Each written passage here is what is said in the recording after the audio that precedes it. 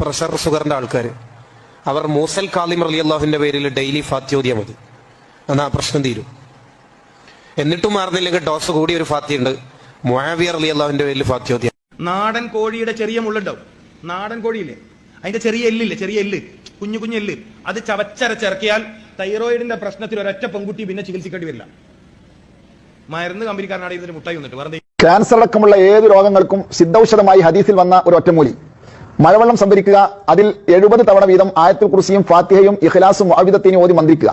ഒരാഴ്ചക്കാലം രോഗി തുടർച്ചയായി ഇത് പ്രഭാതത്തിൽ കഴിക്കുക. എന്നാൽ അല്ലാഹു തആല അവന്റെ ശരീരത്തിലുള്ള എല്ലാ രോഗങ്ങളും എടുത്തു കളയുമെന്ന് ഹദീസ് അദുറുൻ നദീം ഖസീനത്തുൽ ജുമുഅക്ക് മുമ്പായുള്ള സമയത്ത് ഏറ്റവും നല്ലത് ജുമുഅയുടെ തൊട്ട് മുമ്പുള്ള സമയമാണ്. ആ സമയത്ത് യാ ബസീർ യാ ബസീർ യാ ബസീർ എന്ന് 100 തവണ അങ്ങനെയുള്ള രോഗികൾ പതിവാക്കുന്നത് കണ്ണിന് കാഴ്ചശക്തി കിട്ടാനും കണ്ണിന്റെ പല അസുഖങ്ങൾ ശിഫ ലഭിക്കാനും വലിയ ഫദലുള്ള ചികിത്സയായി മഹാന്മാരായ പണ്ഡിതന്മാർ പഠിപ്പിക്കുന്നു.